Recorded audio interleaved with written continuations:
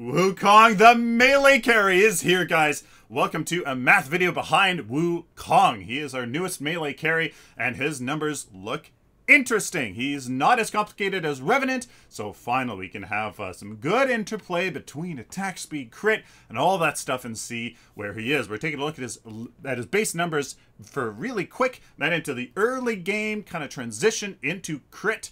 What is his DPS curve and the best stat allocation, and then how he compares to the rest of the carries.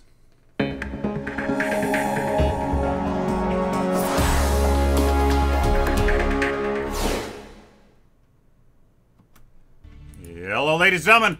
Let's take a look right into it here with Wukong.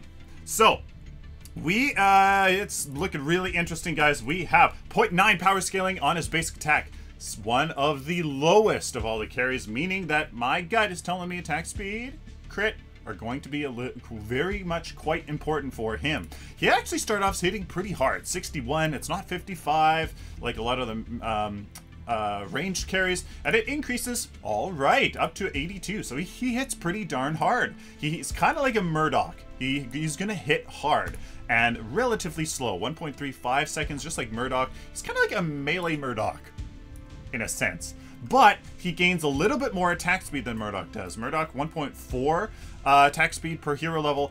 Wukong is 1.9. So he's a melee Murdoch. So if you guys are familiar with Murdoch, how he kind of builds and his damage potential, that's kind of him. He gets a little bit more attack speed per hero level. I don't think he hits actually quite as hard. Murdoch ends at 88 or 86, something like that. But very much like Murdoch. So very, very, very interesting. Now, one thing we're going to have to really take into consideration here is actually his ultimate, is the fact that attack speed will make you able to get more clones on the battlefield that will deal 40% of your basic damage. Now, how much you account for this, how much you maybe bank on it, how much attack speed you purposefully build on him to make sure that these clones are out, I don't know. That is a big question. You know, we're just gonna have to find out. What does the meta show for him? So his numbers looking pretty good. Gonna be pretty much like a Murdoch. Now, when we put in Wukong, his stats into my damage versus attack speed versus crit, we go down to attack speed. We see something very interesting. In the early game, you know, how do you go into power and a lot of power first? Do you sprinkle in some attack speed, or, which I never recommend going for a crit in the early game? What do you do? Well, the DPS department says attack speed. And you start off with some power. I don't have the zero scale here for damage, but you start off with all power, 7 into 1 attack speed, some power, more attack speed, etc., etc. And then you go all the way down here, very much liking attack speed. Take a look. As soon as you have about, you know, 7 to 10 power, he actually really likes his attack speed. Like, it's not that... It is fairly significant. Like, that is pretty much whirling wands. Like, just a whole bunch of whirling wands all the time. Basically, like, look at this stretch of a ton of attack speed. Very, very interesting. And then a whole bunch of power. So, you know what? He's very much, after you get that sage, after you get your ward with maybe like a wind carver blade, it's kind of like whirling wands for a whole bunch. All the way down to about 36 total CP. About 36 total CP, you are sitting at 273 DPS with power and attack speed. At this point, crit, with the crit bonus, is actually better. So we'll go into that, but as you can see right here, you kind of max out with the power and attack speed as 273 DPS here, and well, that's going to be the mid game when you're sitting there at 36 total CP. Now, crit takes over after 36 CP. Now, total CP.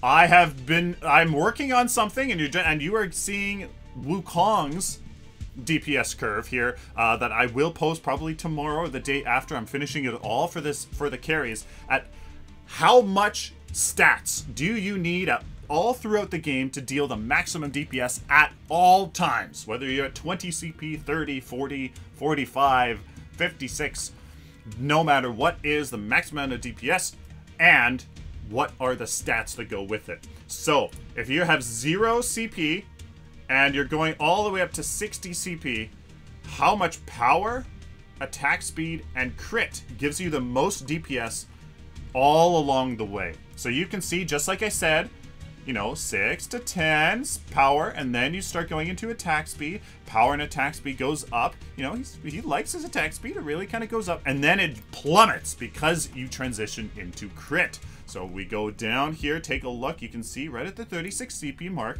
we were sitting at 23 power, 23 CP of power, 13 CP into attack speed, and look at what you need to trade in order to go into crit. You need to get rid of 9 CP of power, 6 CP of attack speed, get rid of that, get 11 CP of crit, and the crit bonus, which obviously you need, so I haven't included that in here, but you need all of this. So you need to transition from 23 CP of power to 13 CP of attack speed to 14, 7, and 11. Just like that. That is the transition point right at 37 total CP in, when you get it. So that is very interesting. That's a short sneak peek. Take a look at the other carries. They're actually pretty much exactly the same. This is Grim right here. This is Grim. He's a little bit different. But otherwise, 37 CP looks like that is the sweet spot to transition into crit. It's 48% crit. That's a lot of crit that you need all of a sudden. It's instantaneously. That is a fully upgraded Spear of the Rift Hunter with 3 major wounds. Boom! Just like that, you need it instantaneously. Switch out some of your cards for this. So anyways, that is what it is, and then you can just see, you know, when you go up here, if you're literally building no utility, no ward, nothing, you could go all the way down here. But one interesting thing is that it's a stepwise motion. I thought that upgrading crit a lot and then power and attack speed is the most effective, but it's actually not. It's actually equal between power, attack speed, and crit, which is very interesting. But you probably want the consistency of critting more often. So I would still upgrade crit first and then go into power and attack speed. So very interesting. That is his DPS curve. Very, very interesting. This transition point, that's going to be very interesting to build that into your deck. Now, how does Wukong compare to all of the other carries? Now, because of his ultimate, there is a very interesting consideration. So, when we put Wukong here at level 15 at a 50 total CP of damage stats into your deck, which is common. It is common. You can have still Blink Charm in here or not. The ward and some lifesteal, very common. Trust me. His DPS is 574. Now, his clone at level 3 is going to deal 40%. So that is 230 DPS. That means as long as you have one clone attacking your target, you're dealing the most DPS of any carry. That adds up to being 800 DPS, and the highest damage dealer, believe it or not, is Grim and Yin, believe it or not. Grim, 685. You're dealing 120 more DPS than Grim if you have a clone with you. And if we take a look at Yin down here, 685, with Yin being 685. So Wukong is much less in the DPS department. You know, basically 20% less DPS than the highest carries out there. But he has that amazing potential with the clones. With the clones, it is just absolutely ridiculous what he's going to be able to do. You know, him with a Decker cage, he jumps in there, pops a hemorrhage, which I don't really kind of like the idea of. he just goes to town, just attacking everything with good attack speed and all the clones. Oh, man. The potential there is just nuts. 574 with 230 a clone. If he has 3 clones, 690 DPS plus his. So it's looking like he's pretty crazy. Now it's interesting that attack speed. He was liking attack speed in that early game, but in the late game, looks like he really likes his crit. Look at that, 18 CP into attack speed, or into crit. I think that's 72% crit.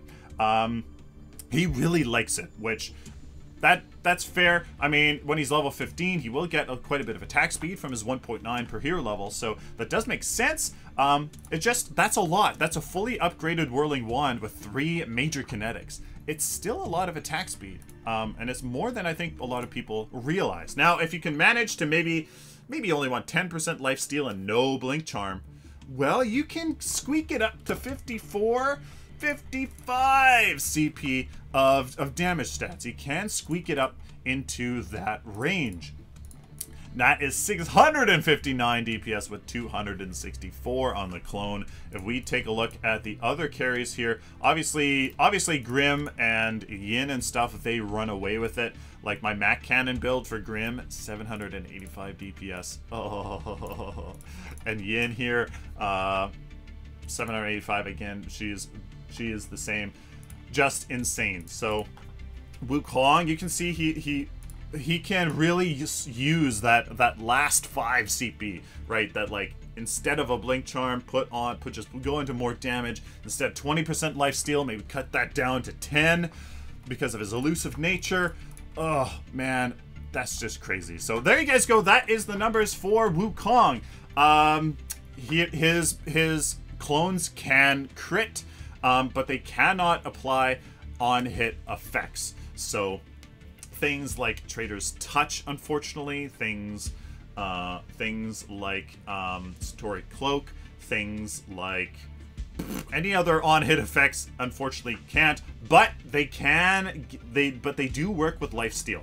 They do work with lifesteal, so that is only more incentivization to go into less attacks, less lifesteal. It'll go to 10%, and then that 10% gets spread to your clones. So very, very interesting there. I will update down in the video description if I am wrong on any of this, if things are updated and stuff like that. I will update that, so take a look down there. Links for this calculator and the DPS curves is also on there. The DPS curves are on the Google Docs version of this, which is an Excel sheet. So there you guys go. What do you guys think of Wukong? Please go over to my other video for him, for my first look into the deck that I built for him and some gameplay. Ladies and gentlemen, please like this video if you like it. Dislike it if you dislike it. Let me know down in the comments what you guys think about Wukong, about his numbers, about his damage potential, all that business. What do you guys think of his potential here as a melee carry? Please subscribe if you guys like this content, especially if you found it useful, as I would love to be able to do it for you in the future. Till next time, like always, stay optimistic and positive.